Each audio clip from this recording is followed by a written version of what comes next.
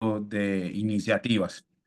En primera instancia, pues recordarles que tenemos próximamente la Academia ACGGP, que es un espacio presencial que hemos diseñado para todos ustedes, en donde estamos ofertando diferentes cursos técnicos de entrenamiento con diferentes focos, digamos, técnicos y académicos que pueden ser de su interés. Ya están disponibles en nuestras redes sociales, en la página web de la asociación, así que los invitamos a revisarlos, a conocerlos en detalle y a inscribirse, por supuesto. Hay unas oportunidades de descuento para miembros activos de la asociación. Vale mucho la pena que lo tengan en cuenta. Segundo, vamos a tener un par de eventos virtuales. A finales de este mes vamos a tener un webinar sobre avances geofísicos para la exploración. Están invitados, completamente gratuito, para que se conecten también y nos acompañen. Y tres invitaciones puntuales. La primera de ellas, vamos a tener la cumbre de petróleo, gas y energía en el mes de noviembre.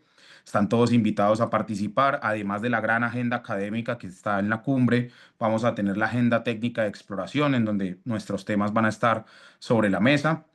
También en el mes de noviembre vamos a tener el workshop de discusiones sobre transición energética, con el que vamos a cerrar las actividades académicas de la asociación en el mes de noviembre en Bogotá. Y finalmente, recuerden que la Convención de Exploración Energética los espera entre el 25 al 27 de febrero del próximo año en Cartagena, y el Call for Abstracts está todavía abierto. La recepción cierra a finales de este mes de septiembre, así que quienes no han tenido la oportunidad de cargar sus trabajos son bienvenidos a hacerlo. Vamos a tener tres líneas temáticas: exploración de hidrocarburos, exploración de minerales estratégicos, nuevos energéticos del subsuelo y soluciones de bajas emisiones. Entonces todos son bienvenidos a presentar sus avances desde las empresas, desde la academia, desde el sector gobierno. Yo sé que hay muchos de ustedes trabajando estos temas, así que son bienvenidos. Y sin más preámbulo, pues quiero darle la palabra a Alejandro Mora, editor de la Junta Directiva de la CGGP, quien ha estado a cargo pues de este primer número del año 2025 de nuestra revista Energía Geociencias. Alejo, muchas gracias por su liderazgo, por impulsar esta revista que es muy importante para todos nosotros, y le doy paso a usted y a la presentación oficial de este nuevo número. Gracias a todos por acompañarnos. Bueno, gracias, Flower. Muy buenos días para todos. Pues me complace como editor de la Junta presentarles este nuevo número de la revista. Más adelante se les va a presentar el link para que ustedes puedan tener acceso a los temas que se publican allí. Bueno, como editor, les cuento que en esta revista se presentan 5 artículos que abarcan diversos temas geocientíficos. Iniciamos con el geoturismo, que es un tema que queremos impulsar para futuras ediciones, pues aprovechando el gran potencial que tenemos en nuestro país. Tenemos también 2 tesis de pregrado enfocadas en estratigrafía, un artículo sobre el papel del carbón como material indispensable para la viabilización de proyectos de energía solar y eólica, y finalmente un artículo de reflexión sobre la decolonización de la Agenda Nacional de Recursos del Subsuelo. Entonces, em, el día de hoy, para el lanzamiento de este número, el primer número de 2025, mm, vamos a entrevistar a 2 destacados profesionales que colaboran con artículos en esta edición. Ellos son Ana María Rincón, bióloga y geóloga de la Universidad Nacional de Colombia, sede Bogotá.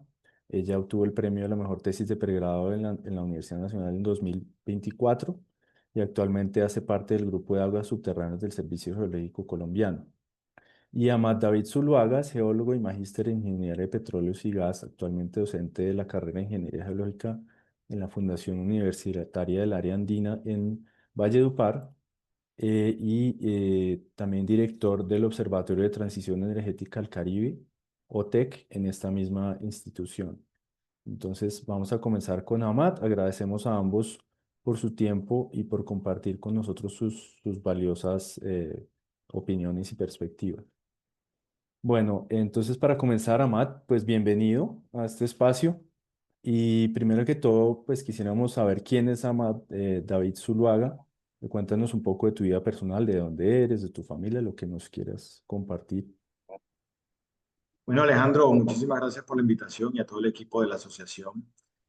Amat Zuluaga, bueno, es una persona que es muy necia, inquieta, que se le ha pasado los últimos años de aquí para allá, de allá para acá en los temas de la geología, sobre todo impulsando educación, la importancia de la geología en la sociedad, eso es supremamente importante, pero desde los datos, desde la evaluación de los recursos minerales, desde la evaluación de los recursos energéticos en torno a la transición energética. ¿Cuál es la importancia de ellos en la transición? Y un poco a lo personal, tengo 36 años, soy egresado de la UIS, eh, vivo en Valledupar, soy de Valledupar, vivo aquí con mi familia, estoy casado, tengo dos niños, bueno, una niña de 6 años, un niño de 2 años, muy curioso y muy necio, igual que su papá. Y bueno, aquí estamos como siempre tratando de llevar el nombre de la geología y resaltar su importancia a nivel nacional para que se entienda desde la perspectiva que realmente es, desde la base de la sociedad actual. Ah, bueno, buenísimo.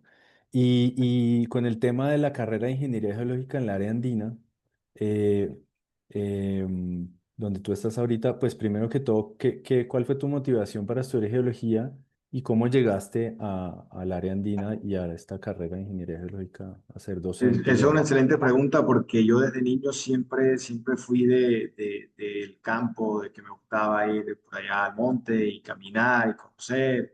Y mi papá desde muy pequeño siempre, yo no veía tanto los muñequitos, sino que él siempre que me sentaba a ver televisión con él era Discovery Channel y ahí siempre salía que los fósiles, que los dinosaurios, que el paleontólogo. Yo de 6 7 años me preguntaba que qué quería hacer yo, quería ser paleontólogo. Mi papá con mucho orgullo siempre en cualquier parranda que estaba, porque acá en la costa es pura parranda, entonces en cualquier parranda siempre me ponía enfrente y me preguntaba para que yo dijera esa palabra que era rara estoy hablando del 94, 95, escuchar aquí en estas zonas digamos, como culturalmente muy arraigadas y hablar de paleontología y esas cosas era como, ¿eso qué es? Y bueno, ¿y ese pero dónde va a estudiar eso? Entonces, digamos que eso venía muy desde niño, muy desde niño. Crecí con eso, siempre quise estudiar esa carrera.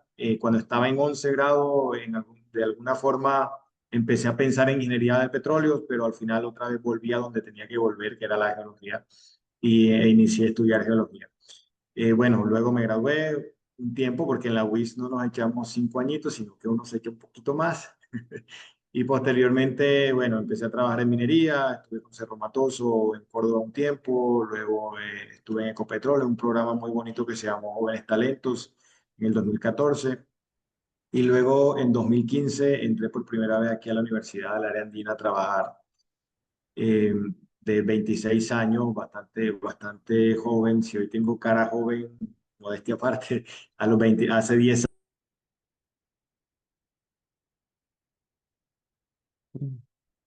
Se congeló. ¿Amat?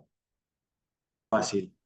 Y bueno, ahí me fui luego a hacer la maestría al exterior, volví 2 años después y la universidad me abrió nuevamente las puertas y desde entonces estoy aquí, ya llevo casi 9 años en la universidad bueno, creando varias cosas, hemos creado el grupo de investigación de ingeniería geológica que ha estado categorizado en B, en ciencias y bueno, últimamente pues que creamos el observatorio desde el año pasado y venimos trabajando.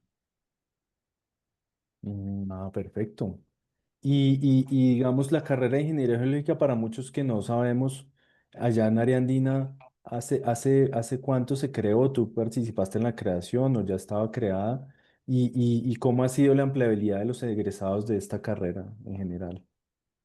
Ok, bueno, el Cesar y La Guajira son departamentos dependientes de la minería del carbón, ¿no? Y ahorita estamos digamos, de cierto contentos porque se ha abierto mucho el departamento a la exploración de polimetálicos. Entre eso tenemos plata, plomo y cobre que estamos explorando en la Serranía del Perijá. Entonces ya hay varias compañías junior, pero que son sucursales de compañías mucho más grandes explorando en la región. Eso ha sido, pues, históricamente ya se explotaba petróleo, perdón, carbón, estoy hablando de los años 80, de manera muy artesanal. Cuando llegó la crisis de la agricultura, la crisis algodonera que había en la región, donde se cayó pues la economía del departamento, surgió 5 años posterior a eso, surgió el carbón, pero la región realmente no tenía académicamente cómo soportar ese nuevo desarrollo económico que se tenía. Pasaron los 90 y no había nada, y hasta más o menos en 2005 aparece esta universidad llegando aquí a Valledupar, una sucursal muy pequeña, como haciendo una pequeña apuesta, creando el programa de ingeniería de minas. Fue el primer programa de aquí en la región relacionado a la actividad carbonera, que era la base en ese entonces económica del departamento, y que hoy todavía lo es. Pero buscando y proyectando un poco más, hacia 2011 se abre el programa de ingeniería geológica precisamente por esas necesidades que tenía la región. Sin embargo, bueno, yo no estaba, todavía no soy tan viejo, yo aparecí 5 añitos después, que ya el programa estaba creado, pero sí, cuando yo reaparecí, empezamos un proceso de reacreditación. No, perdón, eso era, bueno, es que no recuerdo cómo se llamaban todas esas cosas que pone el ministerio. Renovación del registro calificado. Entonces sí empecé a participar en la renovación del registro calificado, en la acreditación del programa de ingeniería de minas que hoy está acreditado. Y bueno, ya hice un trabajo más fuerte, y bueno, también lo que fue posteriormente la universidad en una acreditación de alta calidad, que hoy tenemos una acreditación de alta calidad multicampus, y un par de acreditaciones más internacionales, como la ECUA, que fuimos acreditados a finales del año pasado, y ahorita participamos en otro proceso de acreditación internacional que también le va dando un potencial a la universidad, y sobre todo un crecimiento de región, porque esta era una región que no tenía hasta el 2015 más o menos, no tenía un solo programa acreditado en todo el departamento. Y estoy hablando de Cesar y Guajira. Entonces, es una apuesta que ha sido bien interesante desde la universidad, como aporte a la región, como aporte a los profesionales que se necesitaban. Y bueno, ahí va ese crecimiento, y creo que hemos seguido creciendo, y hoy creo y puedo alzar la mano y sacar pecho y decir que somos una universidad que hoy es relevante en temas de la transición energética, gracias pues al trabajo que venimos haciendo desde el observatorio.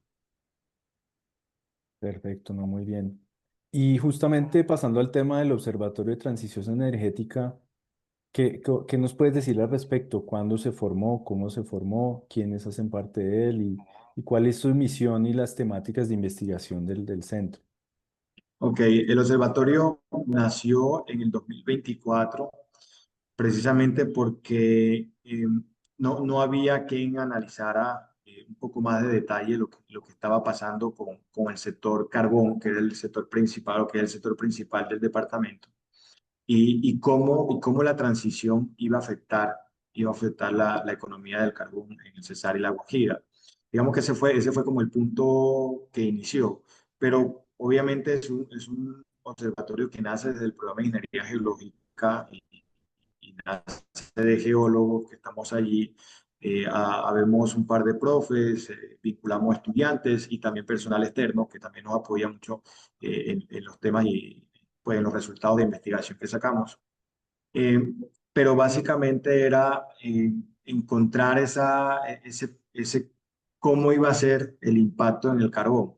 Y en ese trayecto empezamos a encontrarnos pues que realmente el carbón es totalmente indispensable en la fabricación de equipos, de infraestructura de las nuevas energías. Y por ahí nos fuimos en una línea, hicimos un trabajo con la Universidad de Zaragoza, una estancia de investigación en España, y eso también nos trajo unos resultados que apoyara un poco más el tema del observatorio. Entonces pudimos calcular la huella mineral de la transición energética en Colombia, si queríamos hacerla para diferentes escenarios de energía solar, para diferentes escenarios de energía eólica, para baterías de vehículos eléctricos. Pudimos empezar a calcular cuál era esa necesidad mineral. Y luego lo fuimos madurando hasta el punto de poder desglosar el carbón que se necesita para fabricar el acero, que necesita la estructura de un parque solar, parque eólico, desglosar la fabricación del concreto, la necesidad de carbón que necesito, de caliza que necesito para fabricar el concreto, que necesito en los cimientos de parques solares o torres o turbinas eólicas, para desglosar la cantidad de sílice y carbón como agente reductante en la generación del sílice metálico, por ejemplo. Entonces, todo eso nos fue dando y nos dio la línea del observatorio, que no es un observatorio tradicional que habla de transición energética justa, de la comunidad y del medio ambiente, que es sumamente importante, pero este es mucho más enfocado a lo técnico, a encontrar la relación de la geología con la transformación energética de un país como base fundamental de esa infraestructura. Entonces, eso fue lo que terminó siendo el objetivo de este observatorio. Bueno, muchas gracias, muy interesante y ojalá les vaya muy bien y seguramente aportará mucho a la transición. Y una cosa que nos sorprende, y por lo menos a mí también me sorprende mucho, es cómo tú, siendo un profesional tan joven, ya nos dijiste tu edad, hoy eres docente en área andina, director del observatorio, columnista en un periódico importante como El Heraldo, y puedes decirse que eres un líder nacional en temas energéticos. ¿Cómo llegaste a esta posición en tan corto tiempo y siendo tan joven? Bueno, la verdad, no lo veo así como quisiera ser más influyente realmente, porque siento que este tema es supremamente importante para el país. Yo no lo veo como que soy tan influyente, pero pues, cuando yo publico en Instagram yo tengo apenas 100 likes y de eso la mitad de mi familia, entonces no sé si... No, mentira, pero en el periódico sí, afortunadamente eso me ha dado mucha visibilización que llegué ahí por casualidades de la vida en un panel que estuve en algún día que me invitaron y estaba la directora del Heraldo. Le gustó la perspectiva de cómo estaba mirando la transición y me invitó a escribir. Fue una cosa así inesperada. Y bueno, yo creo que lo poco que he logrado con esto ha sido porque hemos empezado a mirar, nosotros los geólogos creo que tenemos una mirada diferente y podemos tener una mirada diferente de la transición energética. Yo creo que hay algo que no se nos reconoce a nosotros nunca, es que de nosotros parte la sociedad, de nosotros, no, de nosotros depende cómo transcurre el día a día de la sociedad actual. Eh, yo siempre hago el ejemplo, la tierra es nuestro supermercado y tenemos que ir a buscarlo. Tenemos que ir a buscar el arroz, tenemos que ir a buscar el jugo, la fruta, la verdura, todo tenemos que buscarlo cuando vamos al supermercado. Nuestro supermercado es la tierra y necesitamos el cobre, necesitamos el carbón, necesitamos el petróleo y tenemos que irlo a buscar.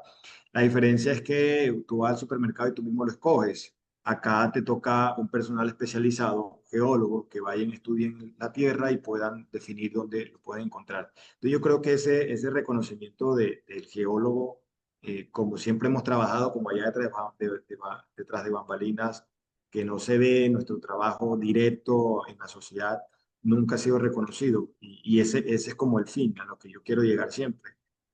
Debemos reconocer y debemos decirle a todo el mundo, hey, es que todo parte de la materia prima y la materia prima la encontramos nosotros los geólogos cuando estamos explorando, cuando estamos diciendo al mundo, mira, hay que fabricar turbinas eólicas. Mira, señor, aquí para fabricar turbinas eólicas usted tiene que venir aquí para explorar las tierras raras, para explorar el níquel, para explorar el cobre, el hierro con el que voy a fabricar el acero, el carbón, obviamente lo necesito. Entonces, todo eso termina llevando a la geología como ese pilar fundamental. Y bueno, yo creo que en esta ocasión he sido yo, pero ojalá pudiéramos muchos geólogos estar en esta sintonía, estar llevando el mensaje siempre a todas partes y diciendo la importancia que tiene el geólogo en la sociedad. Sí, esa es la idea y creo que ahorita en la asociación estamos también yendo por ese camino. Ahora, pasando a la revista, tú publicaste un artículo titulado El carbón para la transición energética. Y bueno, como sabemos, el carbón por un lado ha sido pues desprestigiado, satanizado, combustible fósil, lo peor, mejor dicho. pero por otro lado nosotros sabemos que ha sido el motor de desarrollo en Colombia, en el mundo, y como tú lo muestras en el artículo, es fundamental para proyectos de energías alternativas. Entonces, ¿cómo crees tú que se debe manejar esta como contradicción que hay y qué desafíos enfrenta nuestro país en materia de carbón y sostenibilidad? Yo creo que lo primero que hay que hacer es un sinceramiento político, diría yo, que la gente tiene que entender. Es que yo creo que esto es falta de pedagogía geológica, falta de conocimiento en las geociencias, porque cuando tú hablas de que nuevas energías y no querer más minería, eso no eso no entra como en la fórmula. Eso es totalmente contradictorio. Y precisamente lo que queremos, y cuando publico estas cosas, es referente a darle números, a darle insumo a la gente, de decirle, mira, claro, podemos hacer esto, pero por eso necesitamos tantas toneladas de estos minerales. Yo creo que el Cesar, sobre todo, tiene una dicotomía aquí bien compleja, porque el carbón es nuestra base principal económica, más del 50% del Producto Interno Bruto directo, y además parte de él es dependiente también. Por ejemplo, el siguiente sector económico del departamento es el tema de administración pública, y eso es como el 20%, y el 70% de la administración pública depende de la industria del carbón. O sea, es una dependencia absoluta. El 8% del comercio es comercio, y el comercio casi el 5% depende de la movilidad y de los empleos relacionados al carbón. O sea, es muy abrupto, pero ¿cómo logramos como enfrentar esto? Yo creo que en este periodo, no quiero meterme en política, pero creo que en este periodo presidencial eso no se va a lograr, porque hay unas apuestas políticas que son totalmente contrarias a cualquier actividad relacionada al carbón. Pero lo que sí hay que tener claro es que el día que el país quiera volverse una potencia, realmente una potencia en energías renovables, tiene que ser el país que produzca la materia prima, que la desarrolle, que la refine, que la industrialice, que produzca tecnológicamente hablando, produzca ese equipo, esa infraestructura que se fabrique aquí. Pero la única forma de poder tener toda esa cadena, todo ese encadenamiento productivo de la minería, encadenamiento productivo tecnológico, la única forma de tenerlo es con energía, muchísima energía. Vamos a necesitar muchos gigavatios de potencia instalada solamente para ese sector. Y eso no se puede hacer sin carbón, desafortunadamente. O bueno, necesitaríamos muchísimo gas, pero el carbón no solamente funciona como energético, sino también como materia prima en todos los procesos de fabricación de paneles solares, por ejemplo. Entonces, yo creo que esto vamos a terminar llegando ahí. En algún momento, mal o bien, vamos a terminar llegando ahí, porque no hay forma de pensar en transición energética sin minerales y sin energéticos tradicionales, porque son la base de la construcción de ellos. Así es. Y justamente tú mencionaste el gas. Quisiéramos saber si sabes cómo van los proyectos de gas asociado al carbón, por ejemplo, ahí en Cesar Ranchería, y cómo es el futuro del gas asociado al carbón en nuestro país.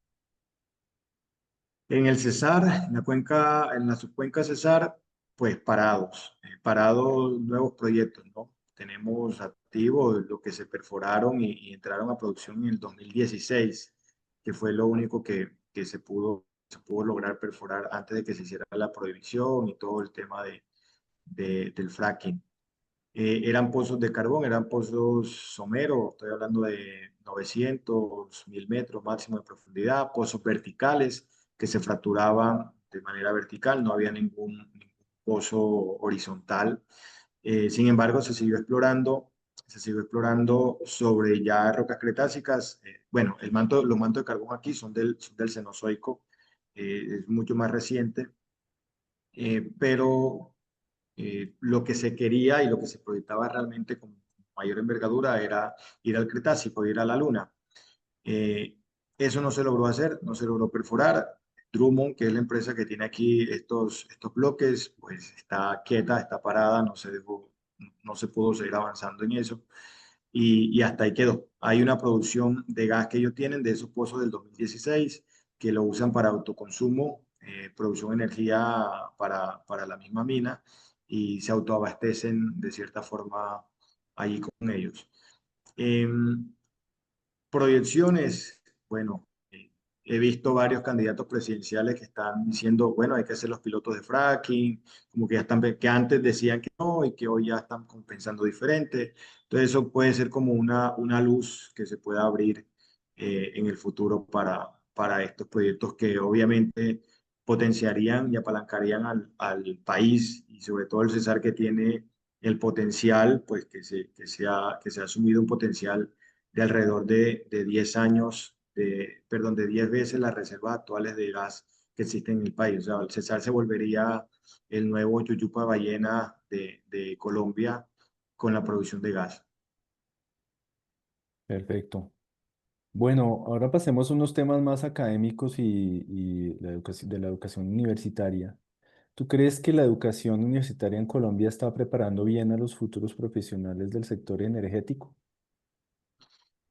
Uy, esa pregunta es muy fuerte. Yo creo que, yo creo que estamos en una época que vamos cambiando mucho y vamos cambiando muy rápido, pero yo creo que el país va a cambiar a medida que la industria llegue. Cuando tú abres un nuevo programa académico en una universidad, lo primero que te dice el ministerio es, ese programa es pertinente, hoy en Colombia se necesita, hoy cuando este muchacho se gradúe va a tener empleo. Esas son como unas preguntas claves que tú tienes que responder en el libro maestro que se envía y yo creo que todavía no están las condiciones dadas. Yo hacía mucha crítica del el COMPES de reindustrialización que sacaba este gobierno cuando hace un par de años que estuve trabajando con el Ministerio de Minas. Y, y el COMPES no lleva, es un COMPES de reindustrialización, pero realmente no tiene ninguna reindustrialización, porque habla de minería artesanal, porque habla de proyectos productivos que están relacionados a un tema campesino manual, una producción agrícola de manera, pues, atrasada, llamémoslo de cierta forma. Y eso nos lleva a una industrialización del campo, a una producción en masa, a que los nuevos profesionales puedan contratarse en sectores tecnológicos o un agrotecnificado o un encadenamiento tecnológico de minerales, por ejemplo, convertir el cobre y extraerlo y convertirlo aquí en Colombia en cables, por ejemplo, eso no, en lingotes, eso no aparece, no está proyectado ni siquiera en el país. Entonces, yo creo que seguimos como con la educación tradicional que se ha modificado, obviamente, tratando de actualizarse y hacer cosas con la inteligencia artificial, con el análisis de datos, con la programación, pero al final seguimos en lo tradicional, seguimos como en lo mismo, no tenemos, por ejemplo, nunca hemos pensado en una industria metalúrgica especializada, por ejemplo, en separar el neodimio, el disprosio, el praseodimio de los aerogeneradores cuando pierden su vida útil, que esto todavía no se ha podido descifrar, por ejemplo.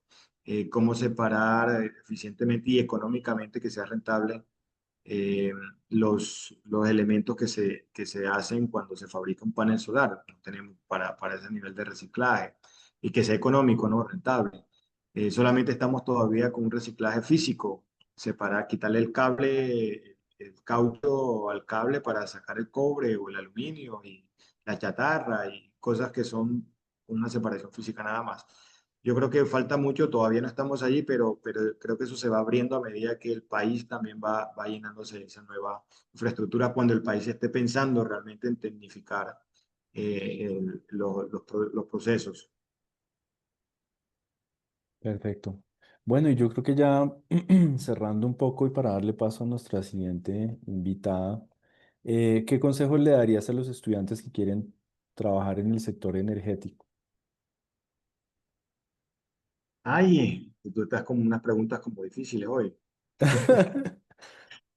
No, yo creo que lo principal es, y yo siempre digo a mis estudiantes, cójanle amor a lo que estén haciendo, porque no hay cosa más fea que uno vivir con una mujer o con un hombre que no le gusta. y una profesión es para toda la vida. Entonces hay que cogerle amor, hay que quererlo y hay que buscarle lo bonito. Y las geociencias y el sector energético desde las geociencias es incomparablemente hermoso. Hay mucho, porque es que te vuelves muy importante para la sociedad. Y no hablo en que te salgas por allá en la televisión o que no famoso. Me refiero a importante. Sientes que tu trabajo es importante, que tu trabajo, I don't know, something like that. Uy, alguien que prendió. tu trabajo está siendo parte de lo que ayuda y lo que aporta a la sociedad. Entonces, Mm. básicamente, el futuro de la humanidad sigue siendo y seguirá siendo la energía. O sea, no hay pierde por estudiar geociencia y enfocarse al sector energético, no hay pierde, siempre va a haber espacio. Hay unos momentos bajos, habrá otros momentos altos, pero la humanidad no va a vivir sin energía, eso hay que tenerlo claro. Entonces, siempre hay cabida para todos, pero hay que ponerle ese cariño y ese amor a volverse, como yo le digo a la gente, tienes que ser el chacho en algo, vuélvete el chacho en algo. Si vas a estudiar algo de energía, bueno, algo de energía, en algo de eso, enfócate y vuélvete el chacho de eso, que solamente tú seas el único que seas capaz de hablar con toda la autoridad, con todos los datos, con toda la información sobre ese tema. Entonces, hay que volverse el chacho en algo. Bueno, Matt, excelente. Muchísimas gracias por tus opiniones, por tu tiempo.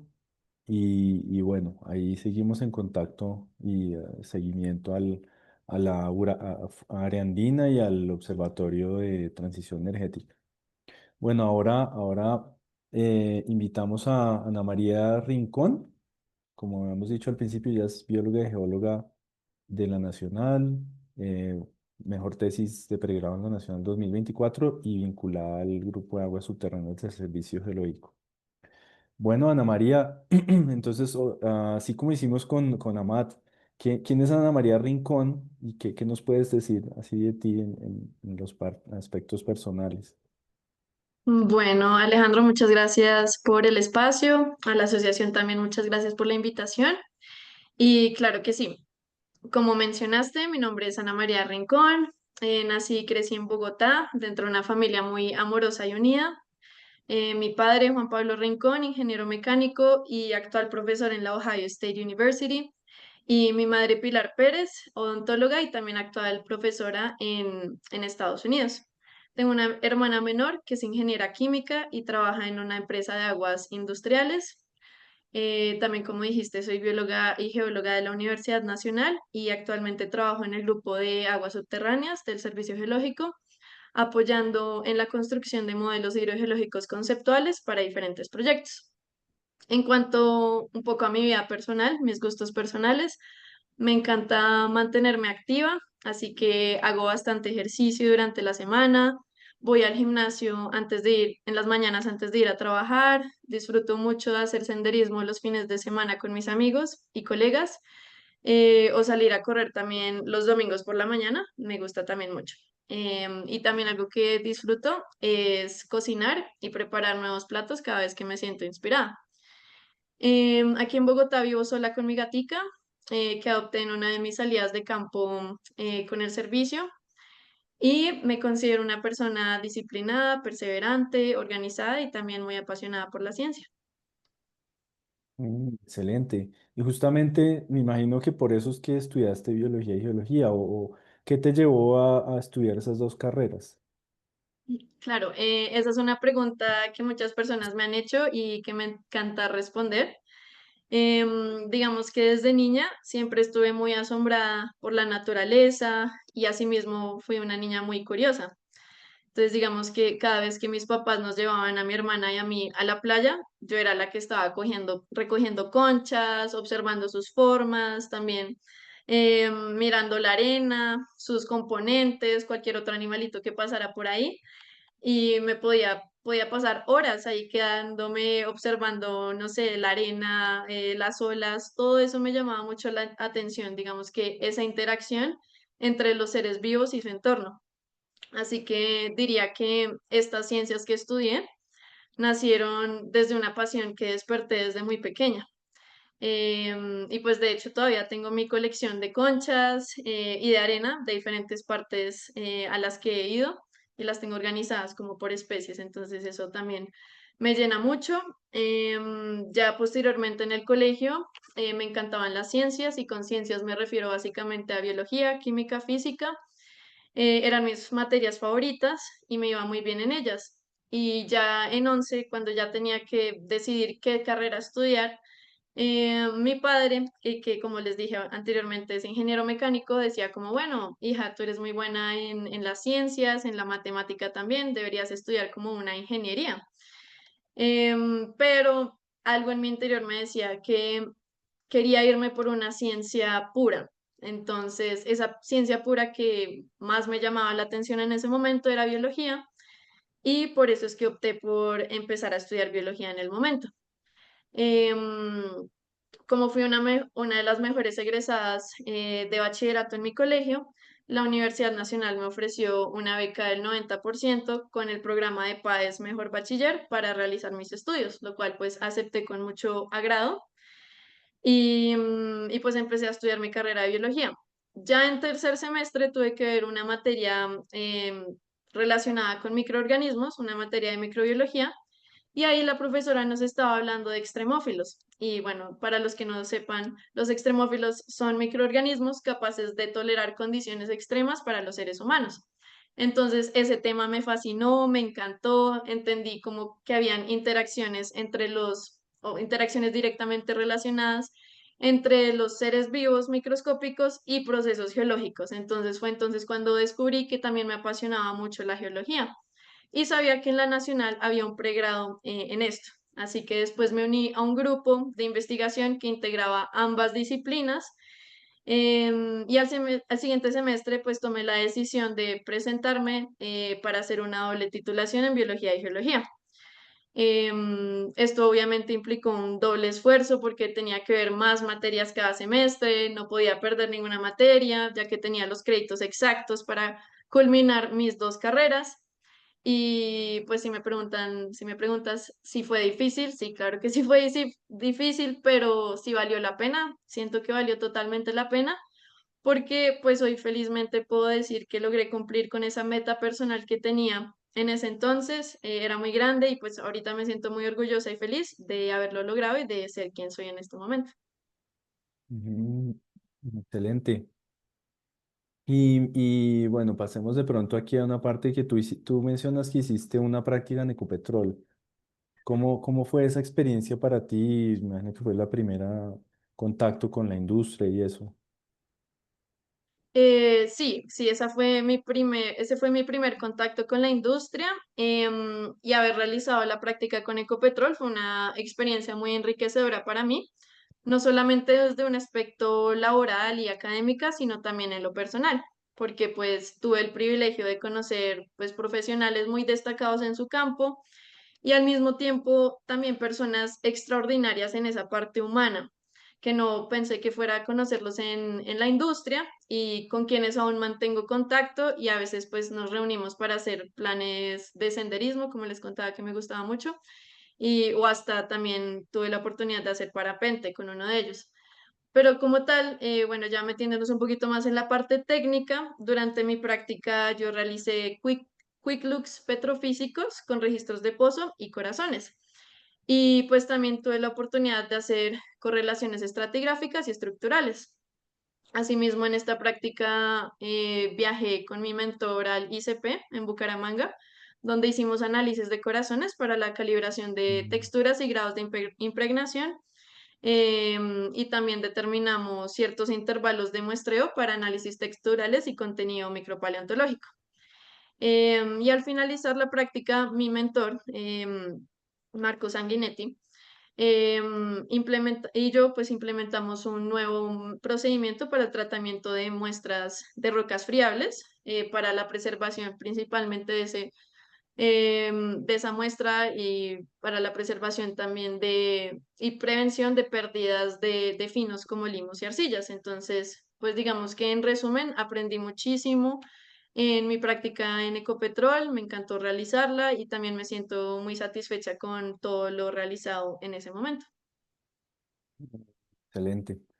Y bueno, ahora pasemos al artículo que publicaste en la revista, ¿no? Tú presentaste allí los resultados de tu tesis de pregrado, en la que hiciste un estudio de foraminíferos planctónicos y bentónicos en un pozo en el Caribe colombiano para reconstruir paleoambientes de depósito del Mioceno en el norte del Sinú. Mm, ¿Cómo fue esa experiencia y qué aspectos destacarías tanto de la metodología implementada como de los resultados que tuviste?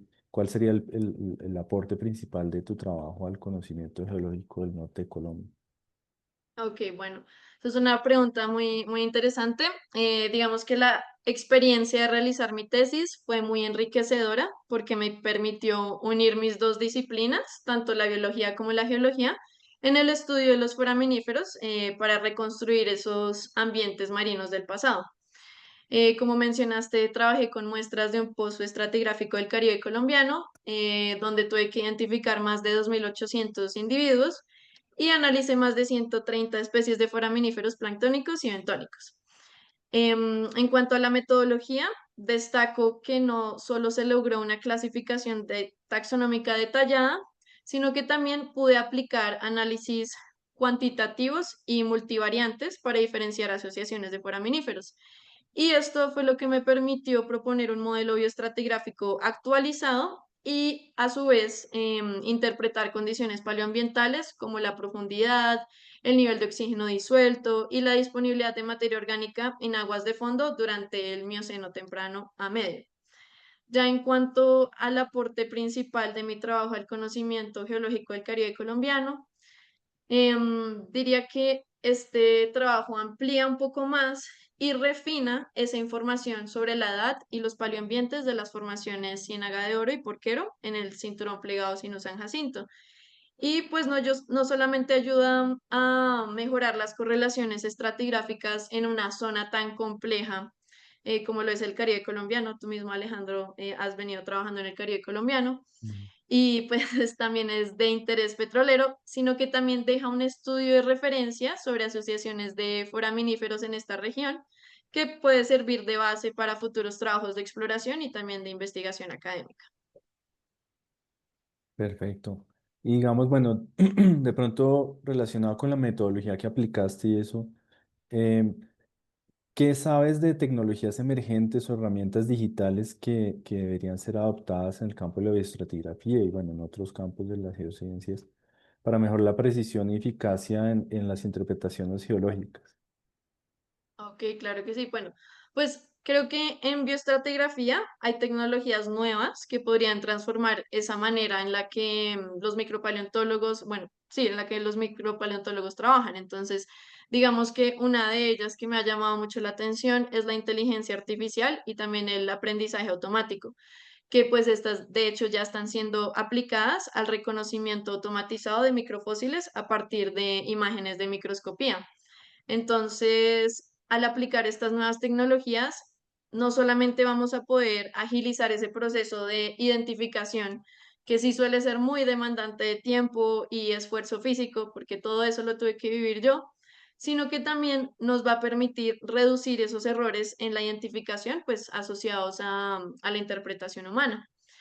Y también actualmente existe otra herramienta con gran potencial que es la microtomografía computarizada y la microscopía 3D, que pues esto nos permite observar esa morfología interna y externa de estos microfósiles ya con un nivel de detalle mucho, mucho mayor al de la microscopía óptica tradicional o al del SEM tradicional. Entonces, pues diría que esto podría ayudar a refinar las clasificaciones taxonómicas y también a identificar rasgos diagnósticos que antes podían haber pasado desapercibidos. Em, y pues considero clave la integración también digital de bases de datos bioestratigráficos abiertas, como existen un par de bases de datos abiertos de foraminíferos, pero también sería bueno tenerlos completamente actualizados y georreferenciados, porque pues si logramos que estos registros de microfósiles sean más asequibles y estandarizados, pues vamos a poder hacer correlaciones regionales y hasta globales con una mayor precisión, lo cual pues es fundamental en estas áreas del conocimiento. Bueno, muy interesante. Y hablando un poco del tema entre la universidad y los aspectos laborales, ¿cómo ves la relación entre los conocimientos adquiridos en la universidad y el campo laboral?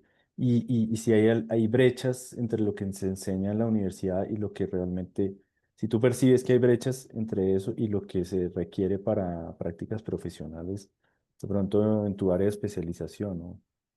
Ujú. Bueno, pues en mi experiencia, que la formación en biología y geología en la Universidad Nacional, pues me dio unas bases muy sólidas, tanto en lo conceptual como en lo metodológico, de todo lo que sé hacer. Pero bueno, aprendí también en la universidad a pensar de una manera crítica, también a integrar estas dos disciplinas, lo cual ha sido muy fundamental en mi trabajo ahorita en el servicio geológico.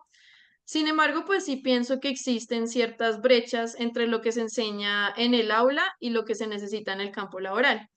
Entonces, digamos que en la universidad nos enseñan mucho a enfocarnos en la parte teórica y en técnicas tradicionales, mientras que en la práctica profesional, pues ya se requieren de conocimientos o competencias adicionales, como por ejemplo la gestión de proyectos, es decir, toda la parte de planificación, cronogramas, presupuestos, informes de avances ya sean más concretos para una audiencia técnica y no técnica, y también pues tener nociones de administración y de cómo funciona el mercado laboral de la carrera, pues porque esto nos permite abrir más puertas, tomar mejores decisiones y aprovechar de una mejor manera todas las oportunidades que se nos presentan.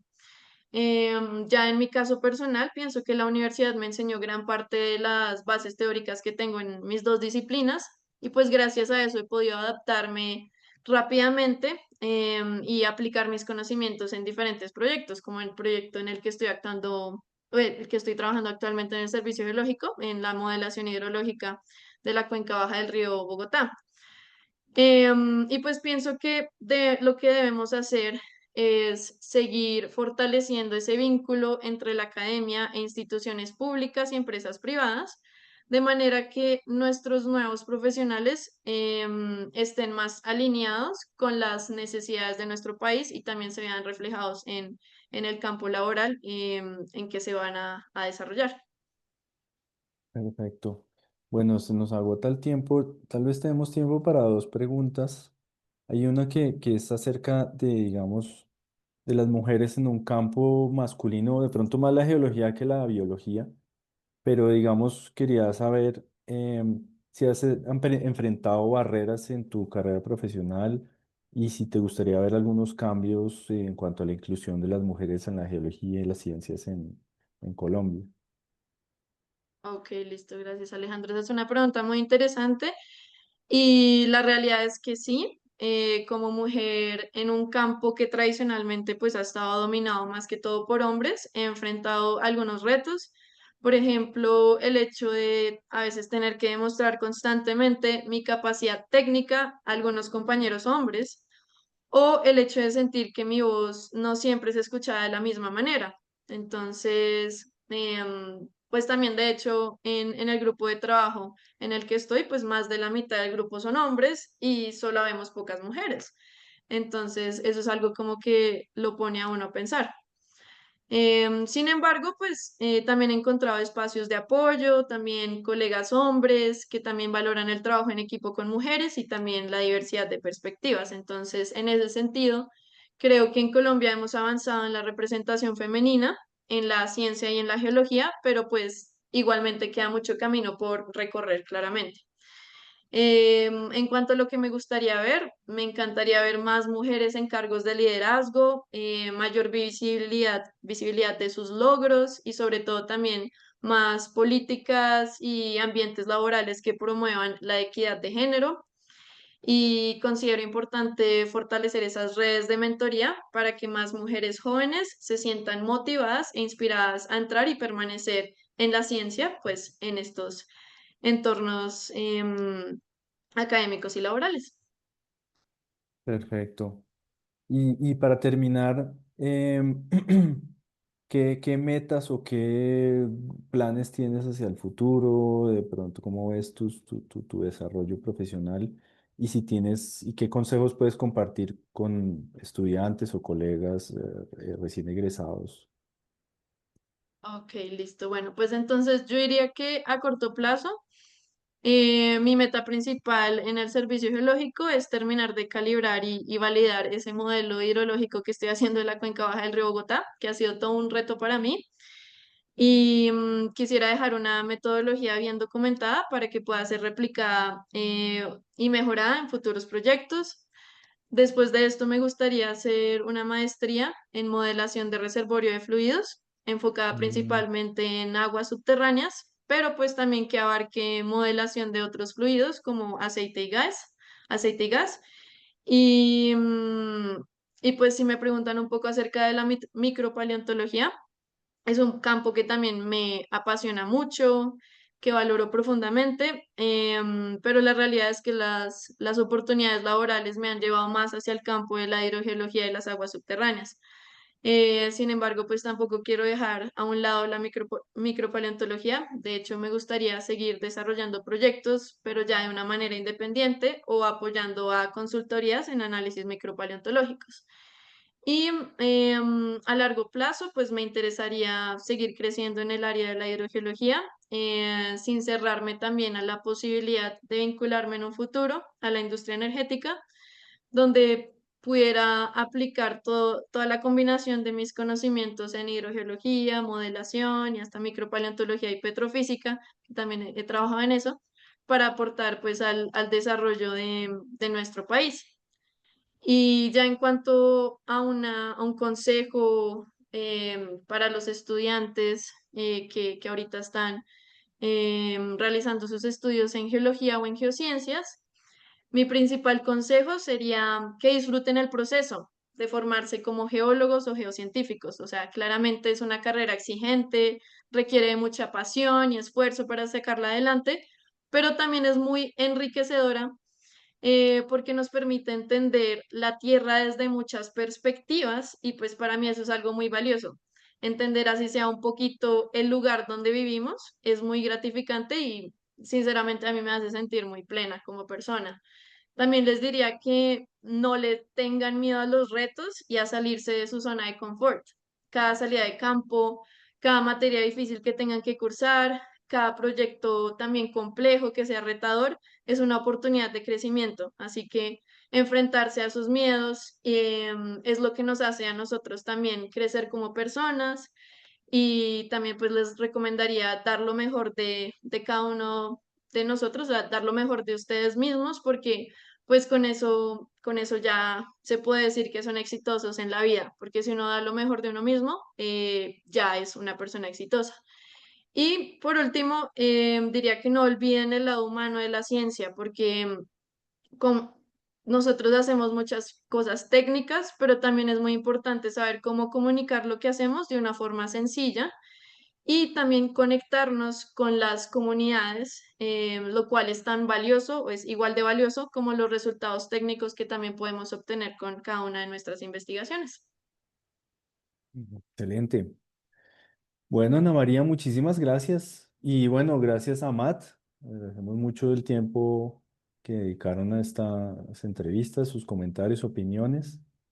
Y bueno, de mi parte, pues no me resta más sino invitarlos a leer a todos los lectores, a todos la audiencia, a leer la revista, también a publicar en futuros números de la revista en diferentes temas.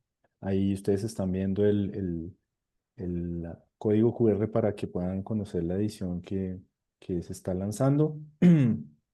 También los animamos a los que no se han afiliado que se afilien a la asociación y aprovechen pues los diferentes actividades, eventos que se están planeando y de esta manera pues entre todos contribuyamos a que las geociencias sean pues cada vez más visibles y como hemos hablado hoy se reconozca su importancia en el desarrollo de nuestro país y en nuestra sociedad, ¿no? Entonces, bueno, muchísimas gracias a todos. No sé si y Flover o alguien de la asociación quiera comentar algo. Y, y si no, bueno, pues muchísimas gracias a todos por su asistencia y un buen día para todos. Muchas gracias, José, y a todos los asistentes por estar aquí y escucharnos un rato. Muchas gracias y a todos por su presencia y hasta luego, nos vemos. Bueno, gracias a ustedes. Que estén bien. Chao. Chao.